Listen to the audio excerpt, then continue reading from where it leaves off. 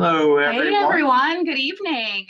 Hope everyone's having a lovely evening. Yeah, Got some beautiful summer weather here in evening. Minnesota. Yeah, Yeah. we get to be on a Zoom call together. We need to figure out a way to stage our studio outside or something Oh, like that would be super cool. Yeah, Yeah. Rachel's on the line. She is our marketing guru, and she'll office outside sometimes if there's a beautiful day outside. It's a beautiful day. How's everyone doing? Feel free to pop in the chat, maybe how things are going, or if you have any last minute summer plans, or it's back to school for a lot of kids. I've been seeing that on Facebook and that sort of thing, those first day of school pictures. Our kids' first day of school is August 29th, so we still have a little of a ways to go, but feel free to say hello in the chat, say where you're from, what you're doing this summer, and ask questions as well. As we go along, we tend to answer those if we're able to, bring them into the presentation, and otherwise we make sure that all questions are answered at the very end. So feel free to put questions in chat. Yeah, we'll probably have a shorter webinar tonight.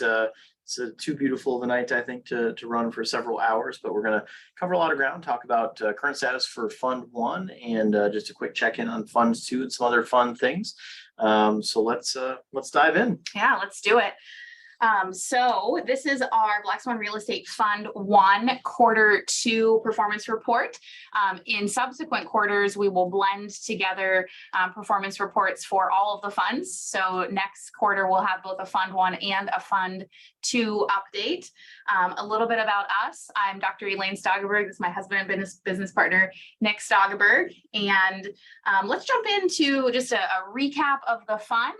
I see, many of the names on here are people who are invested in the fund, so you likely know all of this, but for our new faces as well, really understanding how different our model is from a typical syndication or private equity fund. Yeah, well, first let's call out the fact that we need to even go over this at all. So most of these vehicles, I would say, communication can be very tight. People kind of keep their cards close to their vest. We believe in transparency, so everybody's welcome to our shareholder meetings. We have some slides on that. We can't wait to talk about it. Yeah, we really envy Warren Buffett. Think that he's done great things for capitalism at large, and just we love that those shareholder meetings are public venues. Essentially, this does not need to be a stodgy affair full of spreadsheets and calculations. I mean, those things are good things to have in a performance report, but everybody's welcome to come see how previous iterations of the fund are doing, and hopefully that gives them the information, the confidence that they need to invest in a future fund, or just get some ideas on their own investment career. So we have a very unusual model for our fund. Fund 1 was a $10 million fund. We actually filled that fund in just a single day. We launched that in December 2021 when we got the Nicholas and Oliver apartments under contract. There's no fees in our fund, so no acquisition fee, asset management fee, capital event fee, disposition fee, loan recourse fee. They're always inventing new fees. In fact, we've foregone quite a bit in the way of fees on Fund 1 just in the last couple of quarters alone. So we'll touch on that here in just a little bit. 100% of the profit from the fund goes to our partners until they get a full return of capital. So there's no splits. There's no no money that's going out of the limited partners' pockets into Elaine and I's pockets until you've gotten all of your money back. That's something that's just spiritually very important to us. And that's a 50-50 split thereafter. So there's no convoluted pref and catch-up pref and waterfall that escalates to whatever percentages. It should be really simple and easy to understand how the fund is doing, how it's making money, and then how the profits from that fund are being distributed. If your 10-year-old child can't understand it, then we've probably done something wrong in our opinion anyway. There's full participation in bonus appreciation, and we're able to achieve an exceptional amount of leverage with our strategy. So that allows us to return a significant amount of appreciation to our investors. And critically, because we target a long-term hold period, you're able to keep that depreciation. You don't have to recapture that depreciation when a syndication goes to sell that asset 2 or 3 years from now. So the tax benefits are extraordinary, better than any other vehicle that we're aware of. This is a Reg D 506C opportunity, so it's only available to accredited investors. If you have any questions about what an accredited investor is, feel free to reach out. We're happy to dig into that. And it's a $100,000 minimum for Fund 1. Fund 2 is open. We recently opened that fund, and it has an identical structure to this $30 million fund. Yep. And of course, a disclaimer at this point. So we're sharing here the actual outcomes from quarter 2 for Fund 1.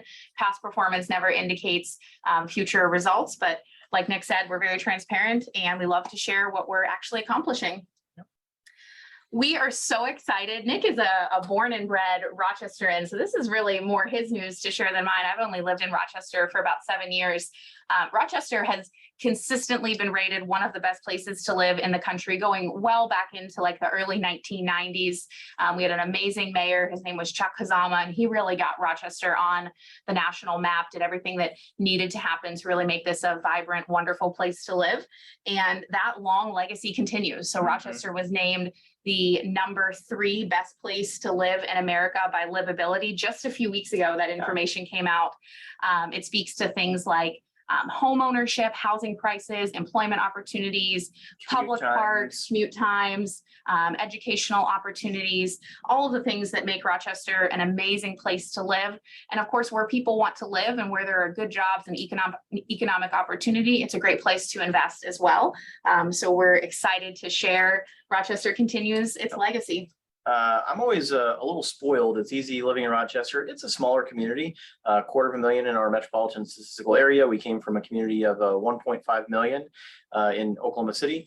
And sometimes we think, oh, it's kind of small and boring here. And then we'll go visit somewhere else. We were just in Miami a couple of weeks ago, and we experienced traffic where your car isn't going at full speed on the highway. And we're like, this is ridiculous. They should fix this. The kids are like, is the car broken?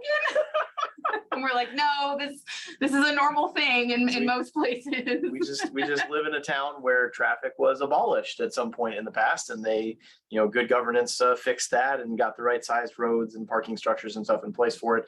Or sometimes we'll visit a place and, so we visited Little Havana in Miami. I didn't expect it to feel super safe, but I was like, do we want to get out of our car here or not? And again, we just live in such a safe community. There's almost zero crime in Rochester.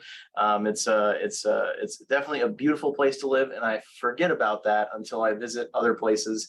And we love basing our real estate portfolio here. Yeah, this picture was taken by a member of our team, Tyler. He's our construction manager, and he moonlights as a professional wedding photographer. He was the photographer for our in-person event, and this is right on the rooftop of the Hilton, which is rated the #1 Hilton in the entire world. That's a very exciting thing that Rochester has because it brings so much medical tourism and international tourism because of Mayo Clinic. And this was the sunset as we did our in-person event just a few weeks ago. And I apologize, Rachel just shared with us that chat had been disabled. I was wondering why you guys were all so quiet tonight. Yeah. I was hoping that it was, you're having a glass of wine or some nice dinner or sitting out watching your own sunset, but chat had been disabled. So someone figured out they could submit a Q&A saying chat has been disabled. We have a resourceful group. I appreciate right. that. I actually can't figure out immediately how to turn chat on, so that is not optimal. I believe it is under security. Well, in any case, you can communicate with us via Q&A tonight. Yes, Q&A it is. Q&A it is. And we will figure this out in the future, how chat came to be disabled. Yep. Oh, technology. Sorry about that, guys. Yeah. Let's keep going with our presentation. Yep. So Q2 for Fund 1 was what we would consider to be a great success. We've really honed in our operations. We had quite a bit of acquisitions. We have an update to share for both Nicholas and Oliver and the single family home portfolio. The income for Q2 alone was $474,000, so almost $500,000 there. We completed $83,000 in renovation, so a very large scale renovation project across many units in Oliver and then many of the single family homes that we acquired. This is really, one of the, I would say if I had to pick like the top 5 things that we do to bring value, it's renovations. It's that we are running a property management company day to day, and we're running a construction company as well. And everything that we acquire, we're thinking 2 things. How can we improve the value of this property through physical renovations? And how can we improve the value of this property through management improvement? And you see that reflected with a very substantial renovation amount that was spent in Q2. And the NOI for Q2 was a little under $125,000. Yeah, this is going to look like an interesting ratio, I suspect. So $475K in income, and we spent $83,000 on renovations. That seems like kind of a steep ratio, and that's the case. So cash flow is not really a big value for us. We are constantly reinvesting into our properties, making sure we're staying cash flow positive, but cash out refi equity is what really drives wealth, and that's where almost all of our cash flow ultimately comes from, is from those cash out refi events. So you're going to see us continually reinvesting in those properties, always asking ourselves, how can we make our assets better to get to that next cash out refi? There's a couple of properties we've cashed them out like 3 times in the last 5 years, because we just keep reinvesting in them, keep making them more valuable, and then we have enough equity, we're able to do another cash out refi. So expect to see ratios like this continue as the fund grows. So the assets that are held in Fund 1 are, of course, Nicholas and Oliver. That's Nicholas at the top there and Oliver at the bottom. You can see the picture at the bottom, and Oliver, you can see Nicholas in the background. So this is kind of that hybrid building where, even though they're facing 2 entirely separate city streets, they are connected and they are legally one entity, operated as one entity. That was a $23 million acquisition because of our financing on that. We closed on that with a little over 2.3 million. And then we've acquired 29 single family homes. We purchased those all with cash. That's part of our strategy to get the deal, get the best possible price on the deal, and be able to move very quickly. Those 29 single family homes we spent just a hair over 8 million on. And so we have about 670,000 in the bank right now as operating capital. So we won't acquire anything else right now for the time being. We're going to talk about our first re-lever here, but just keeping a nice, healthy operating capital to continue to fund those renovations, and then just have a buffer there in the bank account. So we're going to be like really transparent and vulnerable with you. This is lower performance than we would have liked to see. We would have liked to see more acquisitions at this point in the life cycle of Fund 1. We would have liked to see 100 single family homes or multiple apartment buildings. That's just not what the market conditions bared. So in Q1, we purchased almost nothing. We got a couple of single family homes in Fund 1. It was incredible. Prices were extraordinarily high. We were unable to get really any kind of seller concessions. And it just did not make sense to buy. We wrote an offer on one $10 million apartment building, and our offer was at $250,000 a unit. And we're pretty sure that that building went under contract at $300,000 a unit. We weren't even close, not even close. And from our perspective, it makes more sense to just sit on that capital and to keep writing offers, to keep underwriting deals, and to wait to spend that capital until we're excited about the deal that we're getting. We have a unique feature in the fund that we don't offer any kind of preferred rate of return, because we don't want your money burning a hole in our pocket. Many funds, you pay like a 2% preferred rate of return on undeployed capital, and we think that is just a radical disalignment of incentive. We want to be able to wait, to be opportunistic, to buy when the time is right, when the deal is right. And that's exactly what's happened. As everyone knows, there's been kind of a roller coaster in the market. I think that everyone knew the market was high in Q1 and Q2 this year. And we were able to scoop up 29 single family homes. We got great deals, I think, on all those homes. All those homes were performing extraordinarily well. We would have liked to buy more, but man, I'm really kind of glad we didn't, right? If we had scooped up 100 single family homes, we probably would have been paying more for them, more than maybe we should have. And we're really excited about where the fund is financially. There's not a single family home there that we're upside down on equity, or could be, at the risk of being upside down on equity as the market cools off. And we've got lots of dry powder as we go into Q3 and Q4, which is historically when we have 90% of our acquisitions for the whole year. So we're just about to hit our first big cash out refi event for Fund 1, and we're going to have lots of capital to scoop up some deals. So this is good performance, but I will say that we're hoping our performance will be better in this way. But in the long run, I am so grateful that we have the fund structured the way it is. And I think probably every single day in, late Q1 to early Q2, you and I would be like, should we be more aggressive in deploying capital? We've got $8 million, sitting there ready to go, but none of our offers are getting accepted. Like, should we be offering more? Should we be more aggressive? And day after day, we said, nope, we refuse to get a bad deal for our investors. Absolutely. Let's take a look at the next slide. So this is that same set of numbers, but showing what the the amount of capital that will be allocated to the 29 single family homes after they go through their first cash out refi. So that will be about 1.6 million that's used for that. So we'll have a little over 7 million, a hair over 7 million to continue our next several rounds of acquisitions. So the goal for Fund One is to get to at least 100 single family homes. I think that's very feasible by the end of this year, maybe the end of Q1 of 2023. And those acquisitions will come from the 7 million from the first cash out refi event of that first portfolio of single family homes. Yeah, a couple of these photos are what a typical home looks like in Fund One. So premium, but not luxurious single family homes, typically a 4-bed, 2-bath, 2-car garage attached split level home. We toured a couple of these homes. I believe we toured the home on the bottom for sure when we had our event. We had, our investors come out and visit and physically tour these properties. It was so neat.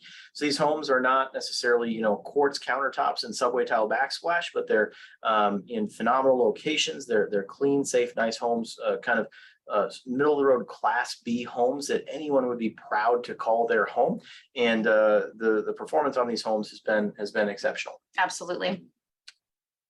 Here's a couple more pictures of the home. So if you're kind of listening more podcast style or whatever, this might be a time to pop over to your computer or take out your phone for a second here. We got a good, I'm just thinking about each of these properties. We got a good deal on every single one of these. Like it was tough. We wrote a lot of offers that did not get accepted this year. That's something we should have included on our slide was how many offers did not get accepted. If we got 29 acquisitions, I bet we wrote probably close to 200 offers. In the spring, the market was on fire. And we would go, we'd split it up, we divvy it up, and it's a feeding frenzy in our market in the spring during the match. And so a huge number of homes, like 30 homes would hit the market, and we would split it up and our team would go look at, 15 of them or something like that. And we'd narrow it down, run through our checklist, do our videos, and we narrow it down to kind of the top, 10 or 8 or whatever. And then we'd write offers on all of them. And all the listing agents would come back and basically say, okay, I've got an offer that's $30,000 over your offer. But you've got the best terms, all cash, no contingencies, close at the time the seller's choosing.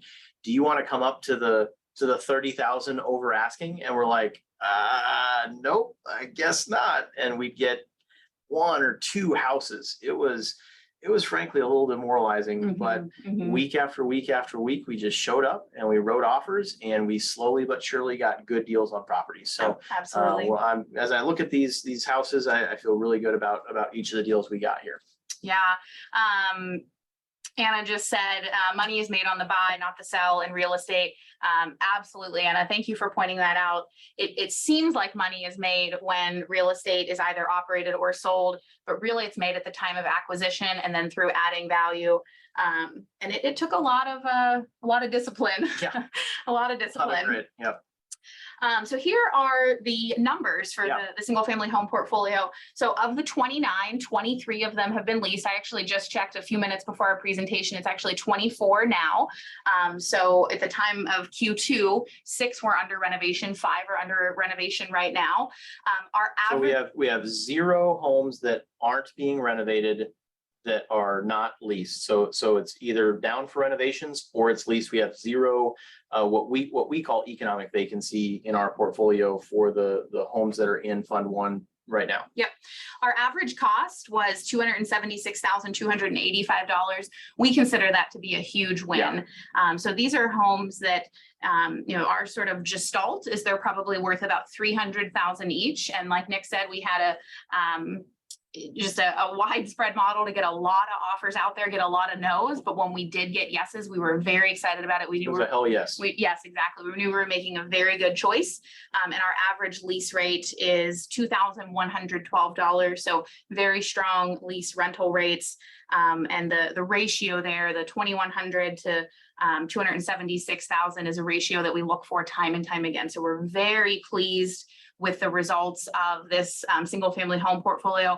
At the time that we considered the market to be the riskiest it has been in our entire investing career, there was just a lot of exuberance in the market. So kind of everyone was, well, I need to get a house and I'm on my 5th week of shopping and I don't have a house yet. So I'll just pay anything next week because I need to move. Yep. And blessedly as investors, we don't have that pressure, right? We don't have a family that's moving into that or a job or that sort of thing. So we were able to be more measured with our acquisitions, and we're just so excited about these numbers. And like Nick said, Q3 and Q4 is historically the big acquisition time in Rochester, like even pre-COVID, even pre a lot of the changes in the market over the last several years.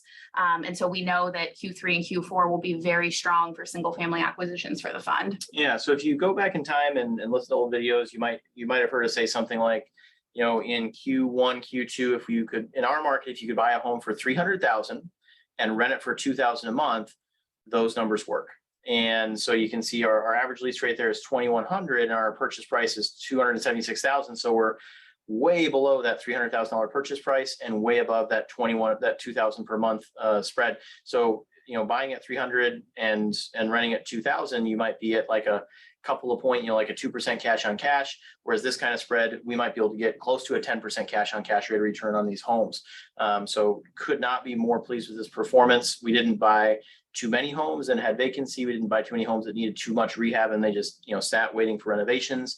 We really kind of dialed in getting as many deals as we could just through grit and numeric, I don't know what to call it, just taking shots. And our outcomes are very happy. Yeah. There was a question there. The lease ratio is after taxes. I thought you had read that question because it's what you just answered. Of Yeah. like So I want to make sure I'm answering that question. Okay. So Anna, did I answer your question there? Lease ratio This is might- what is this paid might- by. This might be what was historically the 1% rule. The 1% rule has been Yeah. out of date for probably at least 7 or 8 years, but it's the ratio that we look for Yep. Between lease rate and purchase price. Yep. We are very excited that literally today, just a few hours ago, we are officially approved for our first batch of financing. So in the Q2 report that went out via email about 10 or 14 days ago, we said that we were working on approval with the banks, but we are officially approved with one of the banks. So we are working with 2 separate regional banks. One is here in Rochester, one is in Minneapolis. And our financing terms are amazing. And those of you that have been around for a while know that one of the things that we say over and over is 50% of real estate is the deal and 50% is the debt. And it's the debt piece that I find people either forget about or they just don't know about it. They just don't know how important the debt piece is. We spend a lot of time on the debt piece. I would say Nick probably spends 30 or 40% of his hours in the company working on the debt piece. So it's the thing I spend the most time on right now. Yeah. And it's always important, but it's particularly important right now in a rising interest rate environment. So we have a 5-year term, 80% LTV, 25-year amortization, 0.5% origination fee, and a 5.25% fixed rate. Extremely important. We negotiated a fixed rate, and we can share that we are officially approved on this. And the bank that we're approved with, we've worked with them quite a bit. They move very quickly. So we essentially give them a list of addresses. They'll have like a desktop appraisal performed. So we don't have to go through the process of hiring an appraiser, scheduling that with the residents, waiting on the paperwork to come back, all of those things. It's likely they could have the valuations of these homes in 2 weeks, I might say. We've used this type of vehicle with them before. And in one instance, we actually had a 10-day turnaround time from we sent them a property to we had cash in the bank. It takes a very long time to get the line set up, like painfully long in this case. There was certainly a little bit of skittishness in the lending community as we were soliciting debt proposals. We got some not so great debt proposals. And again, we just said, no, like we're gonna find a better debt proposal than that. And we did, and it just took some patience. So what this means is we're going to be able to exponentially increase the velocity of this capital as we wrap out that line. So I think it's 9 million in that guidance line that we obtained. So basically we are pre-approved for like another, say, 30 houses. And it could be as short as like a 10-day time period to go from a cash purchase to a cash out refi. I know that sounds a little bit crazy. To a certain extent, we've kind of made up that lending faculty for our business model, and the banks that get it, they love it, and that's worked extraordinarily well for us. The other loan, so this is like half of the 29 homes are in this line, or maybe it's 20 of them and 10 of them are in this line. The other ones are at a 30-year amortization instead of a 25-year amortization, but they wouldn't give us a guidance line, but we got a 30-year amortization on that one. and we locked that one a little bit sooner. So it was at 4.75%. So we just got absolutely stellar debt. So by comparison, a very good friend of mine who is a rock star investor owns a very large portfolio of single family homes. I would consider him a mentor. So he has what I would consider to be kind of a par or a market lending vehicle for single family homes. And it's a non-recourse loan instrument, which a lot of people think is a great thing. Well, it's great for the GP because they don't have their personal assets at stake, but the loan terms aren't so great. Mhm. So that faculty is a 70% LTV, not an 80% LTV. And it's a 10-year fix, which seems great. However, his houses are in Louisiana, and Louisiana's been hit by a hurricane, and the insurance on his houses tripled, and they went from cash flow positive to cash flow negative. And now if he sells it, he has a multi-million-dollar prepayment penalty on that loan. So this is a common debt instrument. So he's in a little bit of a spot. Now he's probably going to be able to sell that portfolio. Fortunately, he bought the houses right, got phenomenal deals on those houses. He's going to make plenty of money. But I just want to use that as a point of contrast that the term, the rate, the LTV, we are able to get spectacularly good lending terms on this portfolio of single family homes. I've spent at least 100 hours working just on this lending piece right here, and could not be more excited about it. And typically what has happened, so we've done this many, many times in our own portfolio before we started working with passive investors. So it takes a while to get the first bucket of homes, and you have to go to the bank with that first bucket of homes and say, look at this lovely portfolio, let's tour them. You can see the quality, the neighborhoods, you can see the lease rates. And then we get approved for financing on not just that bucket of homes, but the future bucket as well.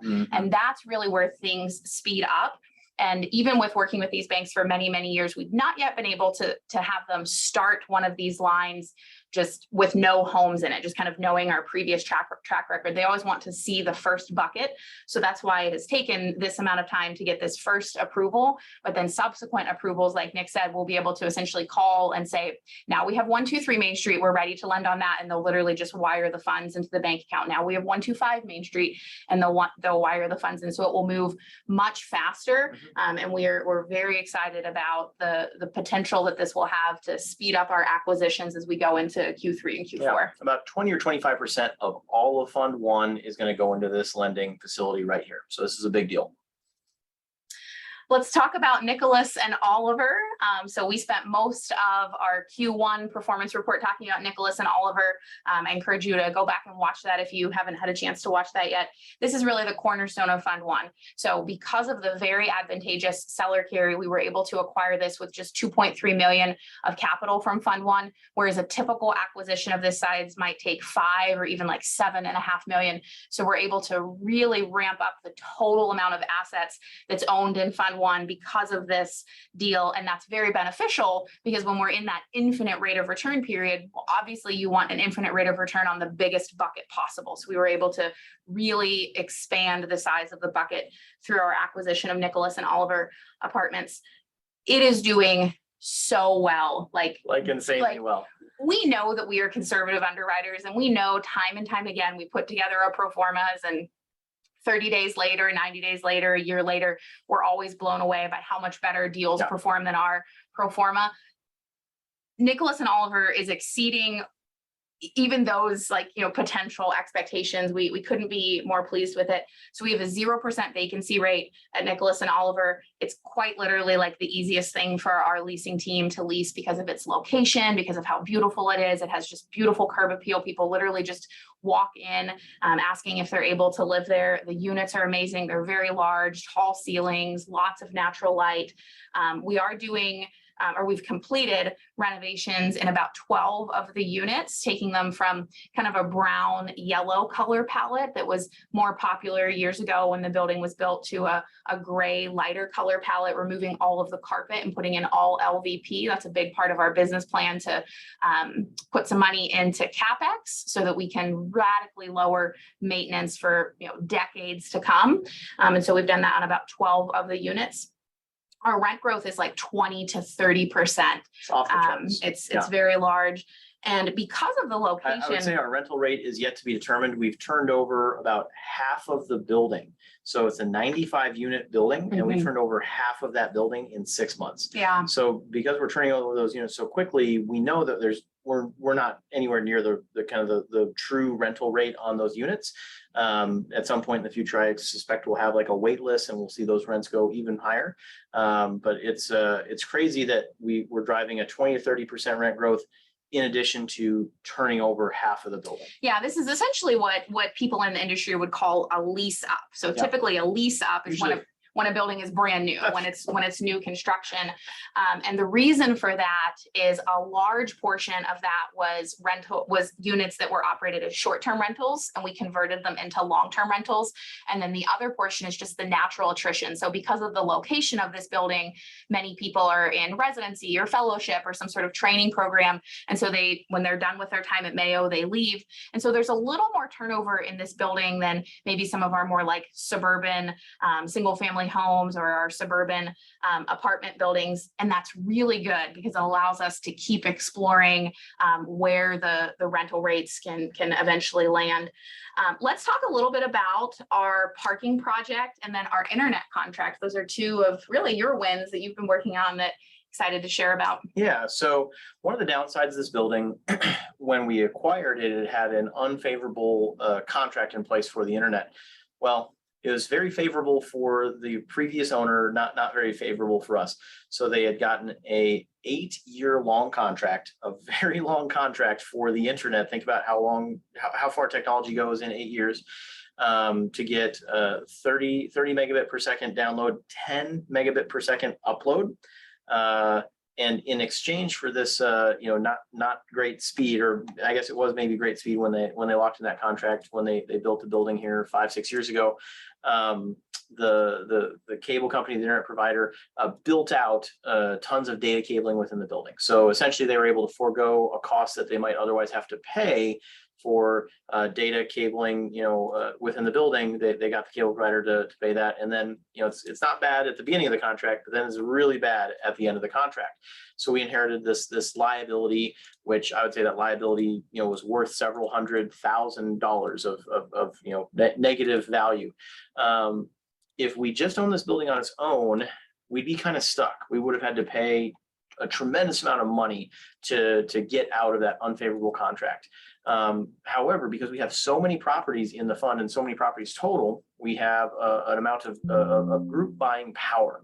So we're able to go to the cable company and the shoes on the other foot now and say, listen, we have this really terrible contract here. We want to renegotiate. We want to tear up this contract and we want to get a way better contract. And if we do that, we'll renew for another 5 years, not 8 years at this building at Nicholas and Oliver. And then we will give you like half a dozen more buildings. And so we ended up negotiating. We used what I call the Costco negotiation strategy. So Sam's Club, Walmart, when they're negotiating purchasing, they say, what's the cheapest price we can get? And Costco, they start the negotiation by saying, what is your best product? What's your most popular, highest quality product? And then how can we get the best price on that product? So we went for the gigabit symmetric internet service. So one gig upload, 1 gig download. So the current internet service, it can run a Zoom call, but not much more than that. And with the gig service, you can do anything. So it's a dedicated gig line to each individual unit. So that service usually costs about $90 per month in our area. I've probably spent 30 or 40 hours on negotiating this internet contract. It's like a really bad used car dealership experience or something like that, where they would come out and bring us food and like try to get us to sign a contract. And eventually we're like, well, remember a couple slides ago when we talked about how much discipline we have? That's not going to work. That's right. So it was $50 for the gig service, and then $45, and then $40, and finally we got them down to $35 per month. So right now we're paying previously we were paying $55 per month per line for the 3010 service, and now we're going down to $35 per month for the gigabit service. And we get that at every single one of our apartment buildings. So it's just an insane kind of feature that we can add. They pay for all the infrastructure and install, and now we get a value add service. So we're going to continue to sell that service to our tenants for $55. So previously it was like a pass through the tenants kind of felt maybe a little held hostage, that they had to pay kind of a lot of money for kind of crappy internet. And now they're getting, they're at $55. It's still like a 40% discount from the market cost for that gigabit service. And we're making $20 per unit per month. So get out your calculators. This adds up in a huge way. Seriously, So, get out your calculators yeah. if you're able to. It's a fun process to go through, and many of you here are owners of this profit. This is how fortunes are made. So we go from a break even at best on paying the 55 per month and then collecting the 55 per month. Now we're paying 35 per month, collecting 55 per month. So we're profiting $20 per unit per month on every single unit. I believe every single unit this time has internet service at Nicholas. I don't know who doesn't want the internet in their apartment. Multifamily real estate is valued on a capitalization rate, or a cap rate. So that's a multiplier of your net operating income. So what we need to do is we need to multiply that $20 per unit times 95 units. So we're going to take a calculator out here. So There you go. $20 times 95 units is about $1,900 per month that we're going to profit from this internet service contract. Doesn't seem that amazing, but we have to multiply that by 12 to get our annual NOI. So it's $23,000 per year, which is getting to be an interesting amount of money, but not something too crazy. Then we have to divide that by the cap rate. So this would be what I would call maybe a 5 cap. It probably, I would actually take, that would be a conservative number. I think you could sell at a more favorable cap rate than that. So we need to essentially multiply this net operating income number by 20-fold to get its impact on the value of the asset. So we've increased the value of Nicholas Oliver by $456,000 with this internet contract. And this is something that's only going to improve with time, because our price is locked in for 5 years. There might be faster internet, but the internet does tend to get more expensive. We can probably charge a little bit more in future years. But for now, in today's dollars, $456,000 of value that we've added to Nicholas Oliver. So previously there was this terrible contract that probably constituted a value penalty of hundreds of thousands of dollars, and now we've kind of done some kind of jujitsu move here where suddenly that's accretive to the value of the asset, to the tune of almost $500,000. If you consider the fact that a full cash out refi would only need $5 million or something like that of total like value that we add to the asset, we're literally 10% of the way to a full cash out refi on this asset with an internet contract. So very exciting. And then we're doing something else very similar. I'm not going to get as much into the numbers, but this is the Q3 update, but we can talk a little bit about it right now. It's not finalized. Wait, so I was going to talk about the parking. Yeah, the parking. Okay. Yeah. Well, yeah, it's not finalized, but we're looking at adding parking, and those parking spaces are very valuable.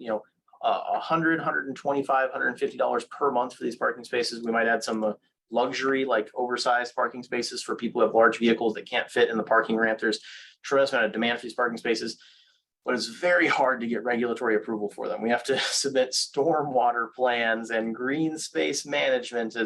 It's a very elaborate process with the city, but there's a good chance we're going to add 5 to 10 parking spaces to the building. And again, those parking spaces could be worth hundreds of thousands of dollars on a cap rate basis. Yeah, so we'll talk about those specific numbers in Q3, but that also speaks to, because of the volume of the projects that we're doing. So many of you know we're doing a ground up construction project at Stonehaven. And so while we're meeting with our engineer and the city officials and all of the people that are needed to get the approval for something like parking, we're meeting for Stonehaven, and then we're able to just tack on this rather small project kind of right in those meetings, a project that otherwise like the city may not even entertain it. They may not even put it on their schedule because they're so busy doing other development projects. So it speaks to how important it is that we're operating such a large amount of real estate that we're able to optimize everything across all the different projects. So very exciting, and that will be part of our Q3 update.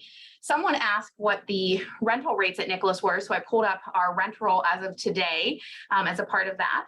So our average lease rate right now is $1,562. Our lowest lease rate is $1,060. That's a resident that has lived there since 2016. And you've heard time and time again, we tend to be very caring, very conservative with our rent escalations for people who have lived in buildings for a long time. We think that's probably one of the first tenants that moved into the building. Yeah, probably. We think that's doing business in a way that benefits the community is a big part of who we are and how we do things. So that's where that number comes from. And then our highest lease rate is actually just over $2,000. It's $2,005. So it's likely $1,950 plus that $55 of rent. That's where that comes from. And then there's many that are in the 1900s, 1800s. Let's compare that really quickly to our pro forma. Exactly. Yeah. So I can tell you that there was nothing on our pro forma. It started with a 2. Yeah. There's no 2 there. Yeah, this is it right here. So our pro forma at acquisition was, go ahead and share those numbers. Yeah, so we actually go ahead. Got a better one down here. So for a studio, the in-place rental rate was $1,003. Again, that's that $1,000 rental rate that Elaine had just pointed out. We projected we'd go to $1,050, so just a $50 bump, and right now we're achieving $1,300, so we're 30% over pro forma, which on a cap rate basis is millions and millions of dollars of value. On a 1-bed, the in-place run rate was $1,216. We're currently at $1,350. No, I'm sorry. We projected $1,350. There we go, and we're at $1,500. The 2-bed 1-baths, the in-place was $1,465. We'd actually projected $1,450, and I think that's because we were nervous that we could potentially lose that second bedroom due to a city code issue, and we had to get into conversation with the city to make sure that they were good with that, and they were good with that. So there were 16 of those 2-bed 1-bath units, and we have kept all of those bedrooms. But we just want to be conservative in our. We assumed a worst case scenario that we just lost a whole bunch of bedrooms due to a city code issue that we discovered in due diligence. So again, we in place was $1,465. We projected $1,450. Our actual is $1,600. On the 2-bed 2-bath units, in place was $1,520. We projected $1,600. We're achieving $1,700. And then you just saw some examples where we're at $2,000 on some of those 2-bed 2-bath units, because some of those units are very nice units. They are they're just enormous, they're like suites or villas or something like that, especially in the Oliver building. 19 of our leases out of the 95 are over 1,700. Yeah. And that was this is the benefit right here of owning a property management company. Yep. So a lot of people ask, what in the world are you guys doing owning a property management company? This is it. Yep. Literally on a call with all of you, blasting to Facebook Live. We're just able to pull up all of the data from our property management software and have a deep understanding of exactly what's happening in our assets. And we think that this is where the value is created. This is where all of the money from all of the profit and wealth from Fund One is coming from, is through understanding this data and understanding how to attract and retain our ideal client, the ideal resident that will live in these homes. Absolutely. Yeah. Let's talk about the figures that aren't in the fund. So Nick talked about this at the beginning. We think it's something that for now separates us in the industry. Our big goal is that we change the industry, and we want people asking, why are general partners collecting a whole stream of income that limited partners are not a part of, and asking, is that really where I want to invest my money? Is that really where the incentives are aligned? Shouldn't the general partners only profit when I profit and how I profit? So we collect no fees like acquisition fees, asset management fees, capital event fees, on and on and on. Literally, go ahead. I actually had a call with a syndicator just before our webinar. And I don't even know how he found out about me. He just blocked time and he just said, yeah, I heard you're raising a lot of capital and you don't charge any fees. How the hell are you making money at this? And I walked him through it. On August 29th, we're having a little get together and we're inviting thought leaders in the space. There's going to be multiple people with 9-figure net worths, and it's all other active investors, other syndicators, fund managers, that sort of thing. We're going to walk them through our operations, have them meet our team, and we're going to tell them why we think this is a better model, why we think this is a better way. And if we can change capitalism in some Mhm. small way and make the moral arc of the universe bend towards justice, we're going to be excited that that our mission is accomplished. I have to brag on Elaine a little bit. So Jay Papazan's wife, Wendy Papazan, wants to meet with Elaine. So if you're one of our investors, there's a good chance we sent you the book, The One Thing. So Gary Keller and Jay Papazan are the authors on that book. We had like a big giveaway, I don't know, maybe like a year ago or whatever. Yeah. I think we said we sent out hundreds of copies of it. Yeah, that book has been so meaningful to us that I think we said, I think it was like the first 20 people that respond to this email, we'll just send you a book because we want it to change your life too. And we had so many responses. I'm like, Nick, are we really like not going to change these other people's lives because they read the email 10 minutes later? So let's just send them to everybody. And it was super fun. Yeah. And I know Elaine noticed there was a poll on Brandon Turner's Instagram saying, hey, what do you all think about the idea of a fund that holds for the long term? Crazy notions that are creeping into the common consciousness. And let me brag on Nick that he and Brandon were meeting 3 days before that poll went out. So could have been related. I don't know. I think so. Could have been related. I'm proud of you. So the fees that we waived in Q1, much larger because that's when we acquired Nicholas and Oliver. So it was about $787,000 in Fund 1.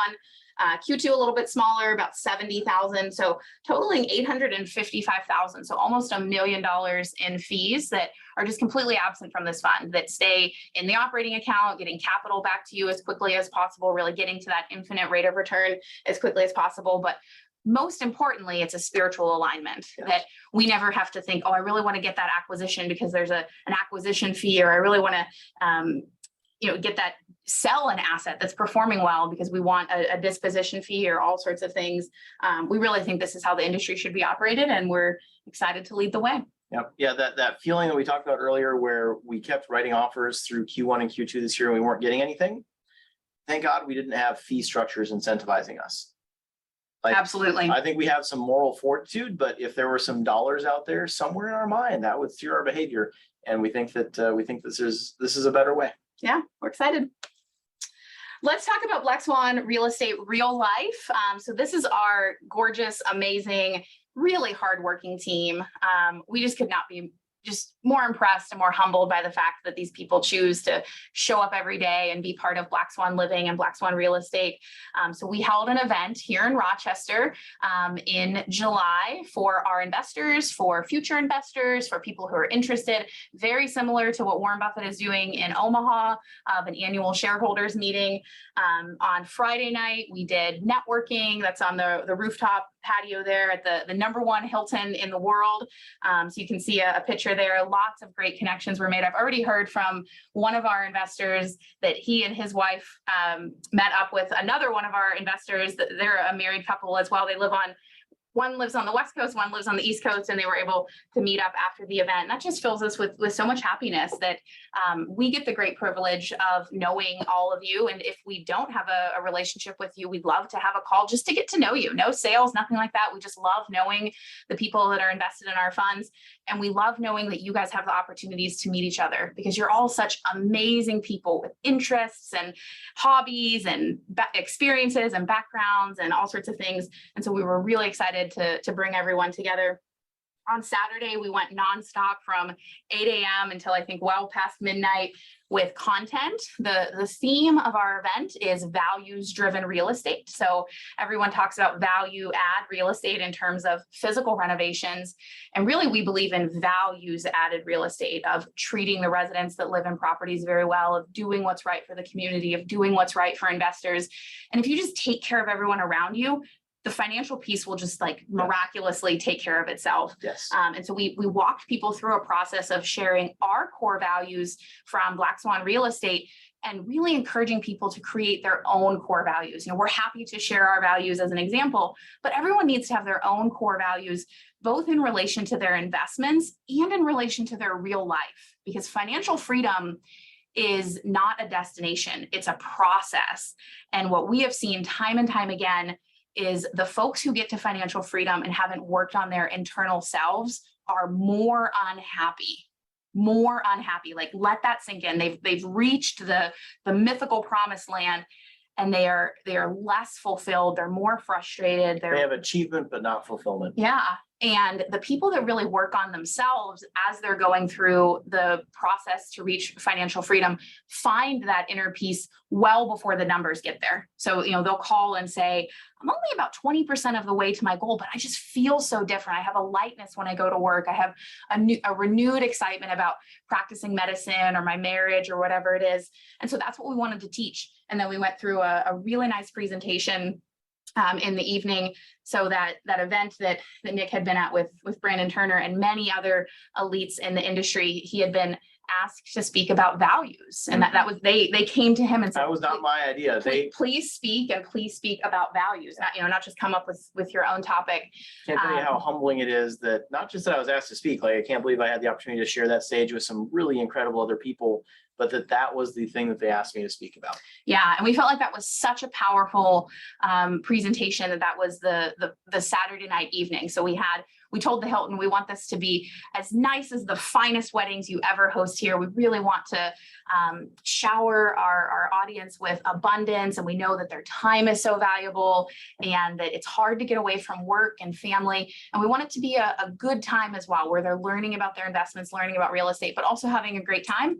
And Nick delivered that as kind of our wrap up of the night and really encouraged people to write their own values thesis in their life. And then on Sunday, we hopped on a charter bus and went for, I think, 7 or maybe 8 hours. Long day of property tours. I'll let you share more about property tours because you've done other property tour experiences with other people in the industry. And, based on your experience, we just went more, longer, more in depth. And so, it's I wouldn't call it a common experience, but it's a thing that you can, go and go see assets with people. So frequently there will be kind of a group of people and you don't get to go inside the buildings. You kind of go to the outside of the buildings. You're kind of milling around in the courtyard and you get to see, here's the property, here's the improvements that are being made. And we had our whole staff there. You got to see a before rehab and an after rehab. We went into the basement of a 100-year-old building that we're renovating. You got to see one of the pre-rehab basement units across the hall from one of the post-rehab basement units. And it just couldn't have been a more night and day difference. I mean, it was a little jarring to kind of look, 180 degrees side to side and see this like gleaming, pristine, quartz countertops and premium, like new electrical service. And just, it looks incredible. Everything's brand new. And like, kind of a horror movie as the before picture. So just a level of involvement, of engagement that I've never seen or heard of before in the industry.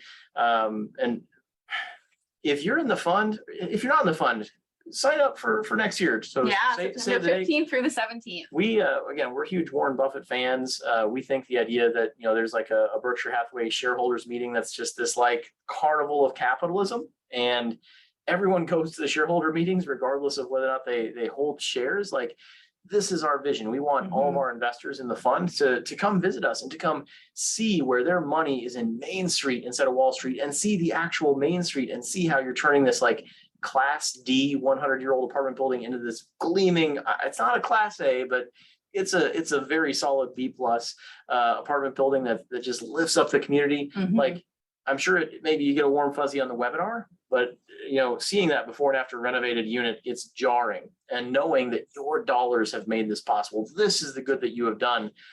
That's what we want. We don't want there to be a disconnect where there's like the investor and then this fund manager and then this asset manager and then the property manager. And then somewhere down there is this asset and the tenants that live in the building. Like, we want our investors to see the good that they have done in person. And this event, it's one of the like cooler moments of my entire life. Like, we walked into the ballroom and like everything was there, like the music was playing and the amazing food. Like, I mean, Elaine and I, we just had to step aside and we just cried for a little bit. Like Erin spoke and she said like this is their legacy, and it couldn't be more true. Like, I feel like I got to marry you all over again. Yeah, it was super fun. Through the wedding vows. Yeah, it was way nicer than our wedding. We've been married 12 years ago, and we could not afford a party like that 12 years ago. I look forward to marrying you every year. Yeah. So save the date for next year. It's gonna be just as amazing. Absolutely, September 15th through the 17th, right here in Rochester, Minnesota. We need to get a website spun up for it. We do. So Get a wait list and everything going. Our next community power hour will be the lessons that we shared in our real life event. So basically, we're taking the slides that we presented all day, the lessons that we learned, distilling that down into a community power hour, either as a refresher for the people who have already attended. I hope it's a time for you to refine your values, to now that you're home and living your day-to-day life, to really think about the things that you learned and thought about at the event, and really continue to hone it in and drive it into your nervous system, drive behavioral change. And for those of you that weren't able to attend, to get to see exactly the content that we taught, and both the things that we did on Saturday around values and real estate investing. And then we'll also have some pictures and videos of our property tours. So that is Monday, August 15th at 7 p.m. Central. That will be our August community hour. Let's talk about New 52. So New 52 is not in Fund 1. Let's be really clear about that. It is modeled exactly the same way as the fund. So it's or you could say the fund is modeled after New 52. Yeah, that's exactly right, because of the sequence. No fees whatsoever. All of the profits go to our capital partner until that person is completely repaid, and then it's a 50-50 split thereafter. We acquired New 52 on August 9th of 2021. So we are literally celebrating its first birthday, and wanted to share the amazing outcomes that we're having at this asset. Yeah, so we purchased this asset for $9.9 million, and today I would not take less than $17 million for it. So no joke, we've added $7 million of value to this asset. I'm guessing an appraiser will give us maybe $15 million for it when we do our cash out refi here in the near future. This asset had never been full. It's a 2016 build, and had gone through 3 or 4 different management companies, and at no point had ever been full. It's part of a new development, so the road access to it is poor. It has really good visibility, but it's very hard to drive to it, having seen it from the highway. We weren't sure if the asset, had a curse to it or something like that, but we had great faith in our property management company, so we were able to get it at a steep discount. The idea that we could have purchased this for a little over 100,000 unit for 2016 build units, that's an insane purchase price. We were able to fill up the asset in short order. We extended probably 50% of the leases in the building just as part of our transition process. We said, hey, new manager in town, we are here, we're going to answer the phone, we're going to love you, we're going to care about you. Would you like to extend your lease? And half the people said yes. So just right out of the gate, we had some pretty insane outcomes. And then we were able to fill those vacancies just by pounding the pavement, making calls, doing showings. I think within 30 days, we had pretty much filled up the asset. We had a lot of churn, as we started to raise rents and fill the building with kind of our ideal client. And today the building is incredibly stable. It has basically never had vacancy in 2022. It's just a gleaming gem of an asset. We added a fenced area for pets. There's big green spaces that were underutilized. The gym was full of like all of the gym equipment was broken. It was kind of comical. So they put like residential grade exercise equipment in there, which is just a really silly corner to cut. The commercial grade equipment is 10 times more expensive, but it can take that heavy use from being in a commercial environment. So like this weightlifting equipment here, I would consider this to be best in class weightlifting equipment. So, I'm in the gym 5 days a week and lift a lot of weights. And so I want good weightlifting equipment for our asset, but just we want premium products. So this machine has a Smith machine. That's the red horizontal bar there. So you can do bench press. So we can't do plate loaded stuff, or we can't but put circular plates on. There's too much liability. So we had to find a cable machine with those weight stacks that you could still do like a bench press and squat and deadlift and stuff like that. So it's a really sophisticated machine. It has like a companion app. It's got like this interactive, like fun manual and exercise routines and stuff. I suspect this is one of the nicest, kind of gym setups in our community and in an apartment building. We've got a commercial grade treadmill and elliptical, and then a Peloton bike. We upgraded the TV to like a Roku, with tons of content on it. And the gym is just it's used now. Before it was kind of a ghost town. There was like a little sign-in sheet, and there's like 3 people use the gym, and now people use the gym all the time. We might need to upgrade or expand it or something like that. One of our staff members lives there and is in the gym frequently. Says it gets used a lot. So just like we spent, I don't know, $20,000 on like top of the line exercise equipment. But in the grand scheme of things, it's not that much money. And we're able to drive millions of dollars of value to the asset. The Peloton bike is actually the old Peloton bike from our personal home. I don't know if we ever bothered to charge the asset for it. We were able to, there are a million just tiny ways we've been able to add huge value to this asset, just fixing silly little problems with it, like broken gym equipment. And so the tenants love it. There's always a wait list for it. And we've already returned 25% of investor capital to date. Right now we're at a 20%, looks like Elaine's got the numbers here, a 19.93% cash on cash rate of return and a 54% total annualized rate of return. And that's, that's factoring in like organic appreciation and stuff. That's, obviously we've been able to hit like a 400% rate of return or something like that with our forced appreciation. So not every deal is like this. Let's be clear.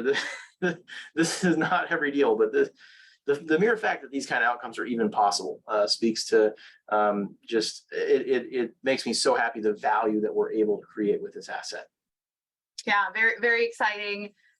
It's almost hard to believe that we've only owned it for a year. I feel like we have just the business plan that we've been able to execute is a multi-year business plan. And again, by owning the property management company, we're able to set very clear goals to deliver the resources, the human resources that are needed to make that happen, and then hit those goals time and time again. And the bank was so pleased with it that they allowed us to do a partial cash out refi at less than a year. Like that is just Never happens. Unheard of in the industry. We tried to push them to let us do a full cash out refi, and they had a line in the sand that wasn't going to happen, but we've been able to return 25% of capital in less than 1 year. I think we did that about 6 months ago, maybe 5 months ago. Yeah, it was February, March. Yeah, so that's been back for a while. We're just talking about it today because we're celebrating its birthday and the phenomenal outcomes. And really, this is the type of deal that Fund 1, Fund 2, all of our funds are modeled like. Oh, and I missed, we've got a picture there of Stephanie with our breakfast bar in the lobby at New 52. So that's kind of the hub. Everyone has to come and go through that area, which we put all new flooring in. That's been upgraded since then because it's just such a high visibility area. We wanted really premium flooring in there, best flooring money can buy. But literally just showing up for our tenants. So, 1 day per quarter or something like that. So we're there. We just shake hands and say hi to people and smile and say, hey, we love having you here. I live like 1 mile from New 52. So sometimes I just stop by and I love just hanging out in the lobby and just chatting to you. And I'm saying, hey, I'm Nick. I own the building. Do you like living here? Is there anything that we could improve about your living experience? And I don't know, maybe that's not a great use of my time, but like, I just love it. I got a silly grin on my face. Like I pull up to it. I'm like, I can't believe I own this thing. And I just go shake a few hands with a few residents. And I think it makes a big difference. So extreme ownership. Absolutely. Let's talk about the assets that are going into Fund 2, particularly this townhome community in the bottom corner there. So that's Douglas Trail. We're going to have our webinar for Douglas Trail on August 25th. We just got under contract on Douglas Trail, I think within the last like 72 hours. Yep. So very excited plus one other townhome community. Yeah.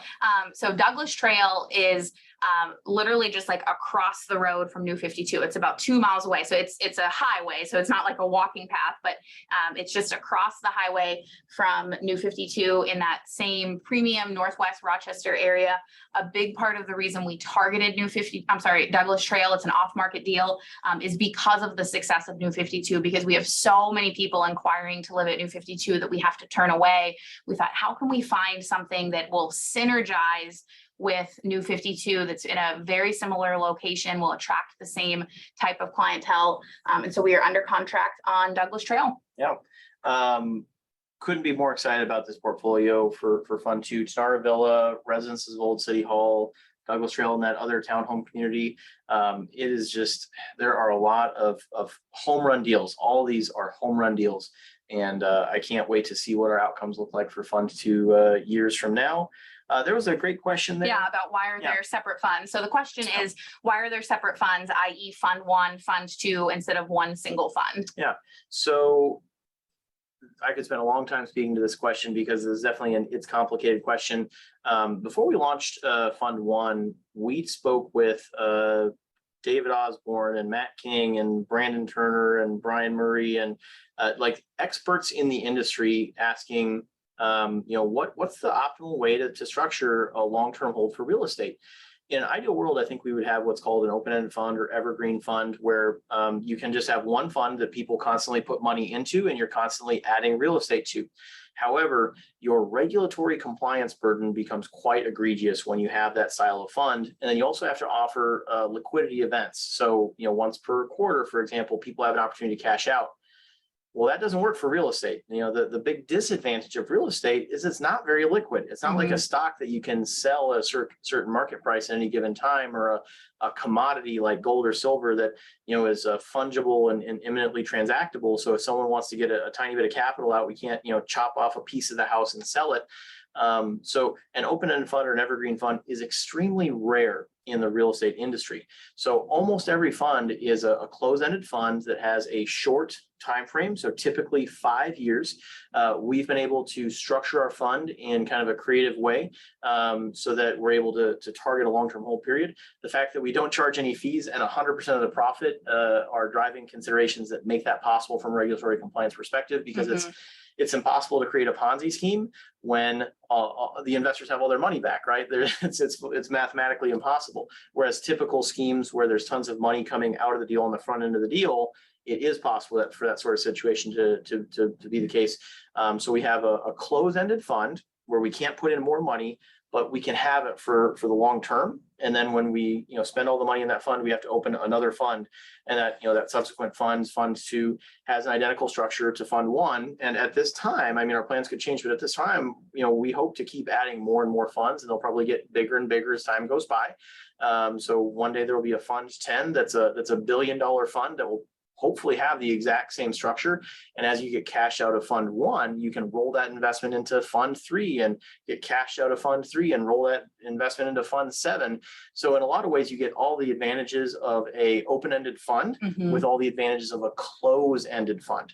So that's kind of we've never heard of anyone structure it like this before. Our attorney is, I would say one of, if not the top attorney in this particular field. And they had not heard of this exact sort of permutation before, but they said, there's no reason why you can't do it this way. As long as people want to invest in it, then it's fine from an SEC compliance perspective. The SEC actually loves this because we don't have any fees or splits or anything. So our investors are very protected, much more so than in other vehicles where there's all kinds of fees and the GPs are taking value out of the deal on the front end of the deal. So we think we have something kind of special here. And we hope one day that becomes the standard for people to invest in real estate. Absolutely. We think it'll make the world a better place. So just a little explanation as to why we structure the funds the way we do. Absolutely. Fund 2 is still open. So we'll have our webinar for Douglas Trail on August 25th. But if you'd like to invest in Fund 2, you can do so at blackswanfund2.com. And there's the website there. So we've talked about the structure, blackswanfund2.com. Yeah. And that is everything for tonight. Yeah, I think so. So we don't want to run super long tonight. We're going to have a lot more of these quarterly updates as the funds grow. Hopefully we've got, a couple of years, we've got fund 1, 2, 3, and 4 performance updates. But again, we want to try and keep this lively and fun. Fund 1 and fund 2 are going great. We really couldn't be more pleased with the performance. We think we've really kind of nailed our timing on the market in a lot of ways. Absolutely. We really held off in Q1 and Q2 when prices were, off the charts. And now that prices are starting to soften and sellers are very hungry and motivated, we're ready and we've got lots of dry powder to deploy. So all these deals we're getting under contract right now are just out of this world amazing deals. And if you'd like to get involved in Fund 2 and whether or not you're involved in Fund 1, you just go to blackswanfund2.com to get involved. Yeah. Anna asked a question, what is the projected equity multiple on Fund 2? So that number is impossible to calculate in an infinite rate of return model. So our target is to get all of your capital back in 5 years or less. We say 5 years because we are hopelessly conservative in our underwriting and our projections. Historically, it's taken more like 3 years. We shared New 52, where that's a deal that will take about 15, maybe 16 months. We have many deals that we're able to get capital back in about that year timeframe. So that's kind of your range there, but let's call it 3 years for sake of conversation here. So you have all of your capital back, and then you continue to have your 50-50 ownership in the fund for the next 20 or 25 years. And you're getting distributions quarterly from cash flow, and then also from any future cash out refi events. And that's really where the magic happens. When you've had all of your money back, many, many, many years ago, you're like, not even sure, like, why is this thing still hitting my bank account? Like, where the checks keep showing up. Coming from? And when those future cash out refi events happen, those are rather large. So our projections are that for every, say, 100,000 invested in the fund, a typical year of distributions might be around $10,000, and then a year where there's a large cash out refi event, a distribution could be $30,000 or even $50,000, and that's in today's dollars. So we're not, kind of projecting out with inflation and those sorts of things, that we're speaking in today's dollars. And that happens multiple times over a 20 or a 25-year period, despite the fact that you've had all of your money back for, since many, many years in the past. So we get your money back to you as quickly as possible, and then you continue to have ownership for the next 20 years. And so because of that, there's really no way to calculate an equity multiple, because you're dividing by zero. So you have an infinite rate of return. So if you had like a closed-ended fund, and after 5 years, in one fund you had doubled your money, and in another fund you had tripled your money, that would be a way you could use equity multiple to compare their performance. But hopefully you're still in our fund 10, 20, 30 years from now, and that equity multiple number is just, it's irrelevant. Yeah. And then the real magic happens when you take that original money and you invest in the next thing, because then your money is earning return on, let's call it fund one, but then you're able to put it into, say, fund three, get return on that fund, get all of your capital back from that, put it into, say, fund 5 or 6, or, whatever the timeline is. But you're continuing to take that same bucket of money and use it over and over and over again.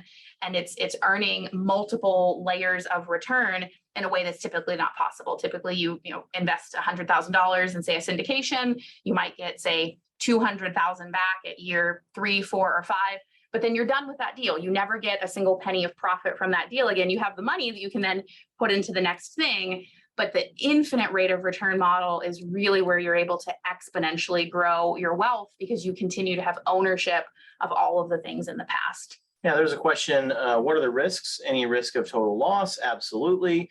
Anyone who says that this investment is risk-free, you shouldn't believe them. All investments do have a capacity for risk. I will say that our vehicle is the lowest risk vehicle I've ever heard of. And the reason for that is because we don't have like a pref that can accrue that. Well, there's no fees. Yep. And all of the profit goes. There's many reasons, but yeah, there's no fees, and all of the profits go back to LPs until you're down to zero. Right, until all of your money has been repaid. And so when you're at $0 in the fund, you have zero risk. You have all of your money back. There's nothing left to risk. That is our chief metric. And we don't see a penny of profit from fund 1, from 2, any of our future funds, any of our previous joint venture deals that were used as the models for the fund, until all of our limited partners have been completely repaid. Yeah. And, one of the biggest risks that you don't hear people talk about is that most of these vehicles, most syndications, private equity funds, they have a regulatory compliance requirement to exit. So because they're taking out all these fees on the front end of the deal, the SEC requires them to wind up the fund within a certain amount of time. So it's impossible to run a Ponzi scheme. Well, what if 5 years from now, it's a bad time to sell real estate? You can apply for like a 1-year extension, but there's a lot of, penalties potentially if you don't wind up your fund in a timely fashion. And again, real estate's not very liquid. So if it turns out that 5 years from now is a great time to sell, you get great performance. If it turns out that 5 years from now, real estate is not doing well, you could have a really bad outcome, because you have this hard exit that you have to hit. With our model targeting an indefinite hold period, we're not going to sell the real estate if we lose money, right? Right. Because we can only make money when our investors make money, we're not going to realize a loss. So kind of the worst case scenario is you just get like a low return. Maybe it takes 10 years for us to, drive a mild profit or something like that. Which has never happened. Has never happened. But just the point is, like, let's say that real estate has lost 50% of its value 5 years from now. We're going to hang on for another 5 years until we're back into positive territory. We're not going to sell at a loss. So from that perspective, it's absolutely possible to lose money. Any investment involves some amount of risk, but I would say that's probably the number one feature of this structure is the extraordinarily low amount of risk. It's hard for us to imagine a scenario where it's possible to lose money. Absolutely. A great question about taxes. So when the fund gets liquidated, how do you calculate the taxes owed by investors? So I'm gonna give a piece of information that isn't quite asked in this question, but that's important, is that there's really no tax consequences until all the way at the end when assets are sold, unlike a typical syndication where you have a tax consequence, say every 3 years, 4 years, when there's a sale and you're constantly having to deal with depreciation recapture. Depreciation recapture only happens at time of sale. And because we won't sell for 20 or 25 years, you get to push that tax can down the road as long as possible. So at the very end, all of the assets will be liquidated, all of that money will go into the bank account, and then it will be shared out pro rata with all of the owners of that fund. So whatever your ownership percentage of the fund is, you would get that share of the equity. So you'd get a very sizable check at that time. And it's our expectation is that that last equity distribution would more than offset your tax liability at that time. So assuming today's tax laws, who knows what the tax laws might be in 20 or 25 years, but assuming today's tax laws, you would have depreciation recapture, you'd have to pay capital gains, but you would have more than enough of a liquidity injection from your final equity payment to more than offset any of the tax liability that you would have. Yeah, lots of good questions here. So if a fund is not doing well after the investors get their money back, will you be asking for capital raise again? So that's called a capital call in the industry. Yep. So at this point, you have no risk. So if you had gotten all your money back and then the fund was like a total loss or whatever, you have no additional liability in the deal as a limited partner. Elaine and I might have some liability in that deal, but you do not. You probably want to consider a liquidity injection to defend your equity position though, right? So if you put in, if you put like your money back into the fund, so to speak, that would probably defend the equity position you have in the fund, so that you'd get, 300K back at some future date. Because it's unlikely that the whole fund is just underwater. There's probably some sort of like liquidity crisis where like a building burned down, the insurance, settlement won't pay, and we need to raise capital to defend our equity in the fund. In that situation, there's a voluntary capital call. No mandatory capital call. No mandatory capital call. I can't imagine an investor that would ever invest in an instrument with a mandatory capital call. But it's very common. Again, it's very common. Put that on the spectrum of like kind of what we consider to be unethical. It's a norm in the industry. We think that it's crazy that we as general partners could ask someone to invest in us and then say, and oh, by the way, you might potentially be on the hook later. Absolutely not. We hope that you'd want to, and if you didn't, that might be a poor financial decision. Also, very critically, in the event of that voluntary capital call, that would dilute our ownership in the fund, not the capital partners. So, for example, let's say that an amount of capital needed to be raised equivalent to 10% of the original size of the fund. Well, Elaine and I would lose that 10%, not the limited partner. So at the end, we'd own 40% and the limited partners own 60% instead of us still owning 50-50. Normally, when there's a capital call, that dilutes out the limited partners, not the general partners. In fact, in most syndications, it's possible for the general partners to be kicked out of the deal, to be fired, and they still don't have their position diluted out.